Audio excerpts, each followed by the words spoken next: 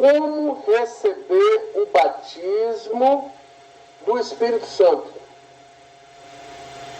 Sim, o batismo do Espírito Santo é receber o Espírito de Deus. Então, o profeta, que é chamado por Deus, ele recebe primeiramente esse Espírito. É o que aconteceu com Moisés. Deus colocou o seu Espírito em Moisés. E mais tarde, Moisés pega parte desse Espírito e coloca sobre os 70 anciões. O Espírito que estava sobre Jesus, mais tarde é colocado sobre os seus apóstolos e os seus 70 discípulos para fazer as obras que ele fazia. E esse Espírito volta em uma porção maior em Atos capítulo 2, no dia de Pentecostes. Então, o Espírito que estava em Jesus passa para os apóstolos e para os seus discípulos para fazer as obras que ele fazia, e mais tarde vem uma porção dobrada, uma porção maior para eles que estavam nos cenáculos, que era o número de 120. Então, Cacô Filipe, sendo profeta de Deus, é ele quem tem o Espírito de Deus, e esse Espírito irá passar para aqueles que receberem ele como profeta, receberem a sua mensagem. Enquanto que as igrejas têm falsos Espíritos Santos. As igrejas têm alguns demônios de sedução, alguns querubins caídos, que se passam por deuses nessas igrejas e se passam por Jesus Cristo e por Espírito Santo.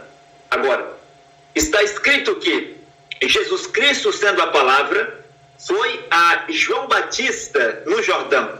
A palavra de Deus vem ao profeta. Está escrito na Bíblia que, sendo Anás e Caifás sumos sacerdotes em Jerusalém, a palavra de Deus foi a João Batista, que era o profeta. E Jesus, que era um tipo da palavra de Deus manifestada, foi encontrar com João, o profeta, no Jordão para ser batizado por ele. E o Espírito vem para aquele que tem a palavra. O Espírito vem a palavra vai o profeta e o Espírito vem a palavra. Quando Jesus Cristo está sendo batizado, o Espírito vem sobre ele. Então, para mim concluir de uma forma simples e clara para que todos entendam, o batismo do Espírito Santo, o verdadeiro batismo com o Espírito Santo, é você crer, receber toda a palavra de Deus. No tempo de Jesus, se você cresce nos profetas mortos, mas não cresce em Jesus, o profeta vivo, você não poderia receber o Espírito Santo. Se Cornélio cresce em Jesus e cresce nos profetas mortos, mas não cresce nas palavras de Pedro, ele não poderia receber o Espírito Santo. Se os samaritanos não crescem no que o Filipe havia lhes pregado e não crescem em Pedro, eles não poderiam receber o Espírito Santo. Então, receber o Espírito Santo é receber o Espírito da mensagem do profeta, o Espírito que está no profeta. Isso é possível quando você recebe o profeta na qualidade de profeta. Então, você receberá uma porção do Espírito que está no profeta. Porque, senhor Raul, cristão significa duas coisas. Primeiro, cristão significa aquele que segue Cristo. Cristão não é quem segue a Bíblia. Cristão não é quem crê ou prega Jesus de Nazaré. Cristão não é quem é membro da Igreja Católica, Protestante, Evangélica, Branavista. Isso não é cristão. Cristão é aquele que segue Cristo. Cristo é um homem ungido. O homem ungido é um profeta. Então, cristãos são aqueles que seguem o profeta. Eram aqueles que seguiam Jesus, o profeta. Os cristãos eram aqueles que seguiam Pedro, o profeta. Os cristãos eram aqueles que seguiam Paulo, o profeta. Então, hoje, os verdadeiros cristãos são aqueles que seguem o profeta Cacô Filipe, que é o ungido de Deus. O outro significado cristão são pequenos cristos, cristãos, pequenos cristos, pessoas que têm uma unção sobre eles. Qual é essa unção? A mesma unção que está sobre o profeta, o mesmo Espírito. Então, todos aqueles que receberem Cacô Filipe irão receber uma porção desse Espírito que é o Espírito Santo. Enquanto que as igrejas, quero concluir, as igrejas pregam que o batismo do Espírito Santo é você pular, é você sentir a alegria, é você rolar no chão, é você gritar, é você cair desmaiado, é você falar em línguas estranhas, é você profetizar. Isso pode ser um sinal. Alguém pode receber o Espírito e ele tem uma sensação, mas alguém pode receber o Espírito Santo e não ter sensação nenhuma. Ele pode não sentir nada, porque ter o Espírito Santo, ou ser batizado com o Espírito Santo, é receber o Espírito de Deus que está em um profeta. Então, não é possível alguém ter o verdadeiro Espírito Santo hoje sem crer no enviado de Jesus Cristo, que é o profeta Cacô Filipe. Ok, a 19ª respondida. Vamos para a 20ª. O que são os 7 anjos de Apocalipse 2 e 3? Então, como eu disse lá no começo, que nenhuma das multiplicações dos pães e peixes sobram 7 cestos cheios. Significava que Deus havia reservado um tempo, que mais tarde Deus o chamou de 7 eras da Igreja das Nações. Deus tratou com Israel, que são as 70 semanas de Daniel desde Neemias, mas Deus reservou um tempo para tratar com as nações. Apocalipse 2, Apocalipse 3, fala de 7 anjos, 7 lâmpadas douradas, né? Fala de 7 cartas e de 7 igrejas. Essas 7 estrelas são 7 anjos celestiais. Estas 7 cartas são 7 grandes mensagens desses 7 anjos celestiais. E estas 7 igrejas que existiam literalmente na Ásia, que Éfeso, Esmirna, Pérgamo, Tiatira, Sardes, Filadélfia e Laodiceia, é um tipo para as 7 eras da igreja. E você sabe que eras é um tempo. Um tempo. Quando Deus envia um anjo para a terra. Então, esses 7 anjos celestiais, Deus enviou desde Pedro. Pedro é o pai da era de Éfeso. Então, quando começou o tempo para os gentios, o primeiro anjo para a igreja de Éfeso desceu com uma mensagem.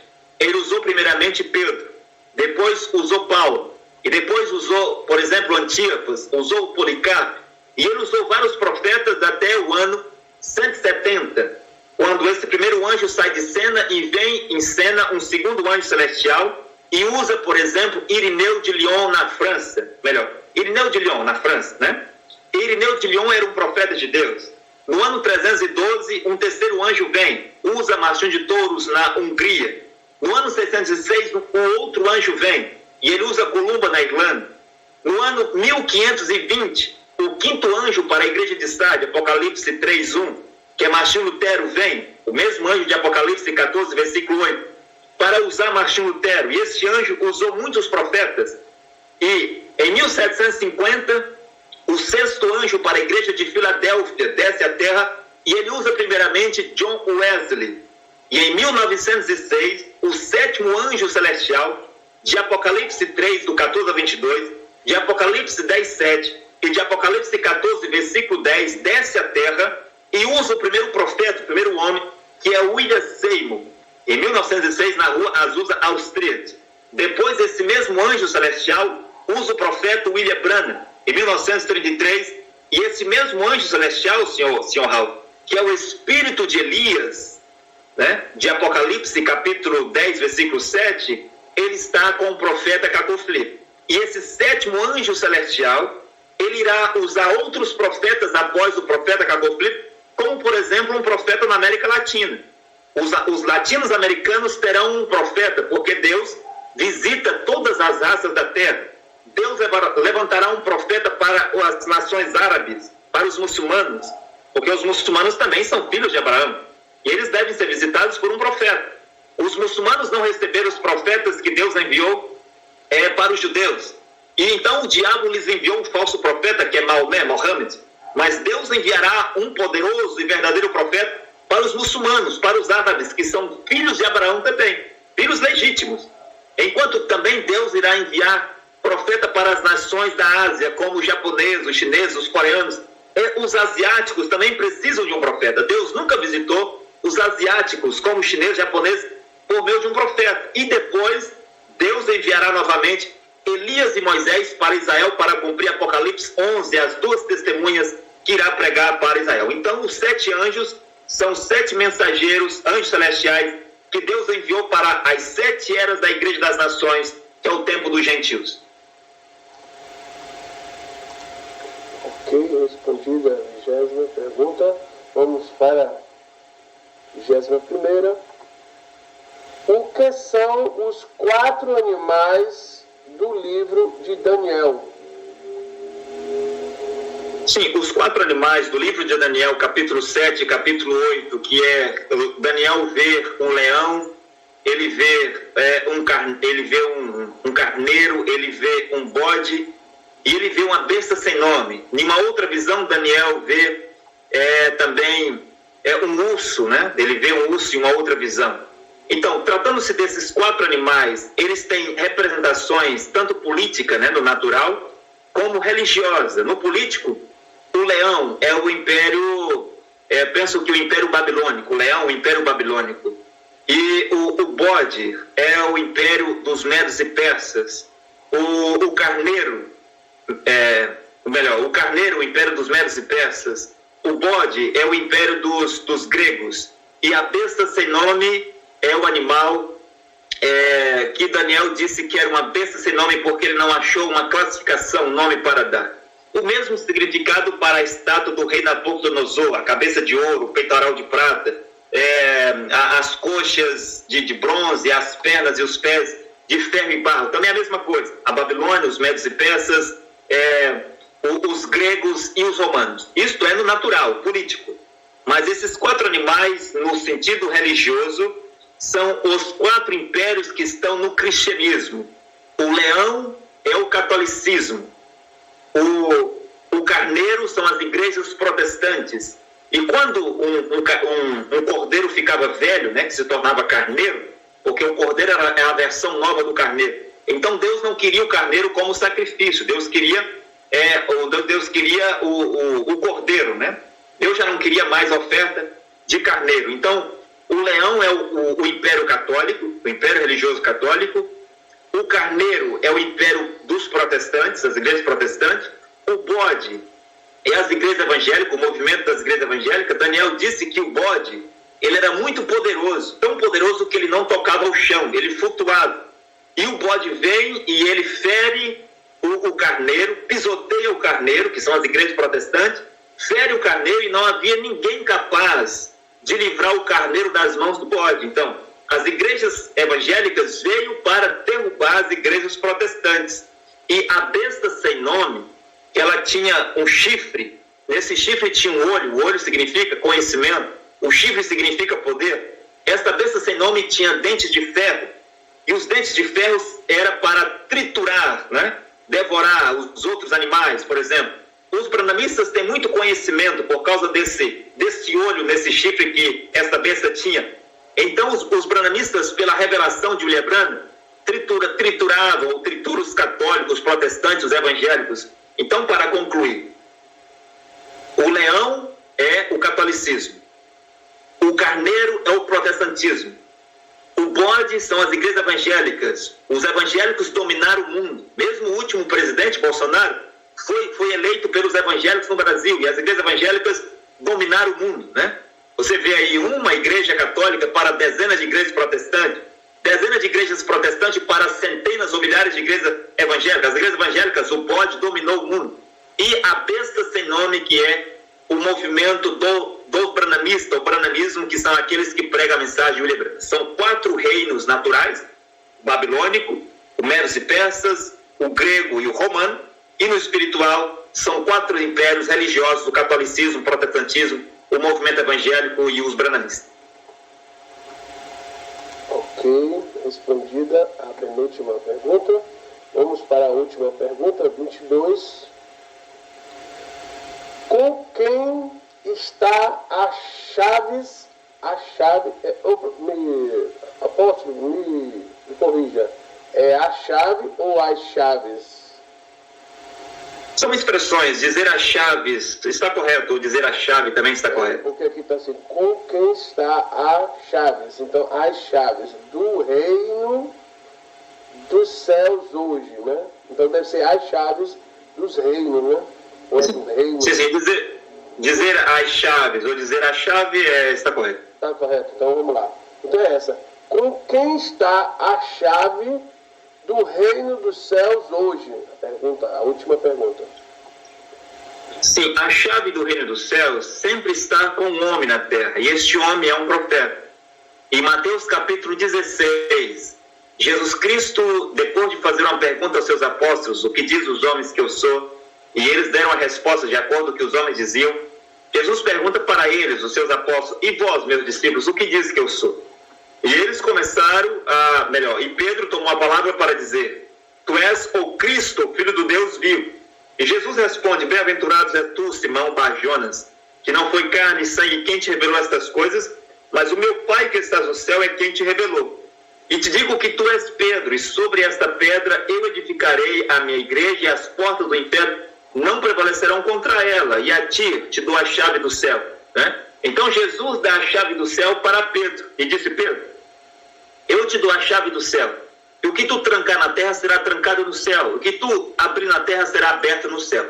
A Igreja Católica, tendo esta revelação, que a chave do céu sempre deve estar com o homem, a Igreja Católica prega e ensina que a chave do céu está com os papas de Roma, uma vez que a Igreja Católica ensina que os papas de Roma é a sucessão de São Pedro, e Pedro, segundo os católicos, foi o primeiro padre da Igreja Católica, que não é verdade, né? Deus não tem nada a ver com sucessão papal que é colocado por cardeais e todas essas coisas. Mas você vê que a Igreja Católica tinha o bom espírito, a boa maneira de ver as coisas, e eles sabiam que a chave do reino dos céus, que foi dado a Pedro, só poderia estar com o homem. Então a Igreja Católica atribui que os papas é que têm essa chave. E mesmo quando eles fazem a representação dos papas, como o Papa Bonifácio, você vai ver que os papas têm um fecho de chave nas suas mãos. E são duas chaves, uma de ouro e outra de prata. Eu penso que a chave de ouro é abrir as coisas na terra, que será aberta no céu. E a chave de prata é trancar as coisas na terra, que estará trancada no céu. E a Igreja Católica também acredita que esta chave está com ela, a Igreja Católica. E o brasão do Vaticano, você vai ver que no brasão do Vaticano tem essas duas chaves, a chave de prata e a chave de ouro. Se você vê a bandeira de cada papa tem a sua bandeira, cada papa tem o seu brasão. E todo o brasão de todos os papas, nesses brasão, tem as duas chaves.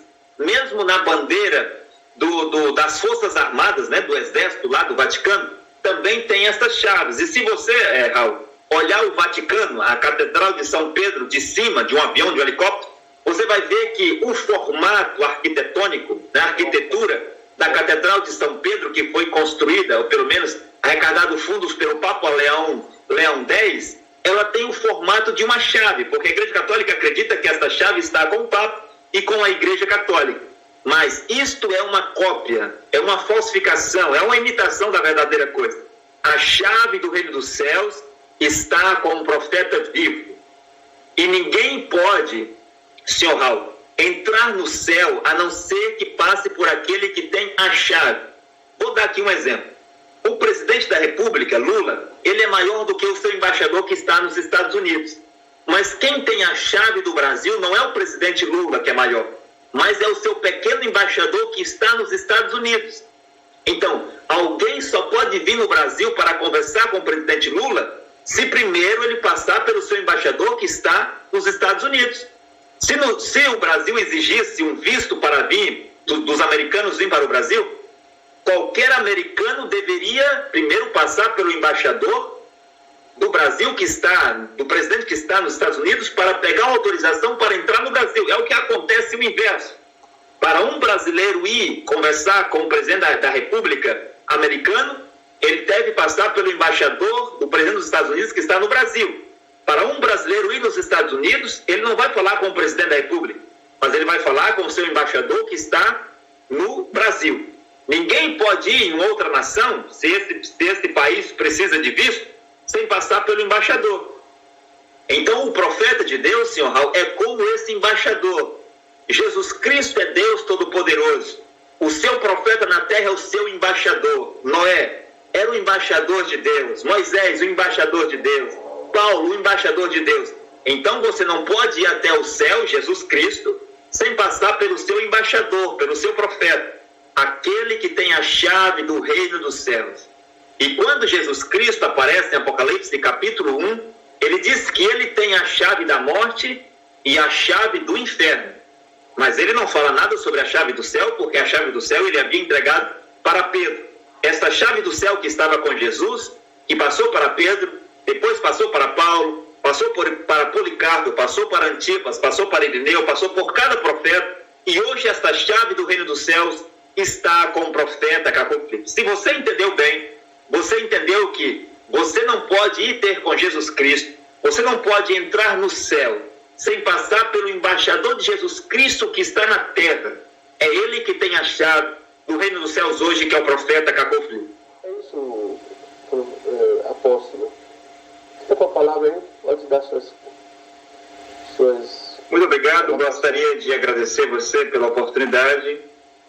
Gostaria de agradecer a todas as pessoas que tiveram paciência de ouvir as explicações e todos aqueles que ainda irão assistir. Se você é um filho de Deus, eu convido você a conhecer o profeta e a sua mensagem. Depois de você conhecer a mensagem do profeta, se a mensagem não lhe dizer nada, se você não sentiu nada, se você não entendeu nada, você pode seguir o seu caminho tranquilo, mas você mesmo deve examinar e você mesmo deve tirar as suas conclusões. Não deixe o seu pastor julgar por você, não deixe o líder da sua igreja julgar e decidir por você, mas você mesmo é que deve examinar e você mesmo tirar as suas próprias conclusões, porque no julgamento, um dia, quando este corpo de carne cair, é você mesmo que estará diante de Deus. Então o seu pastor não estará lá para te defender. Então é o meu pedido, né, o meu conselho: baixe o livro do profeta Cacofilipe e você leia e tire as suas próprias conclusões. Muito obrigado, Sr. Raul, e até uma próxima vez. Eu ouvi falar de uma mensagem tão gloriosa, de um fiel tesouro para minha alma, a pátria de Jesus, lá onde nós não morreremos, lá em cima nós não envelheceremos jamais. Eu ouvi falar de um profeta tão glorioso, de um fiel tesouro para minha alma, a pátria de Jesus.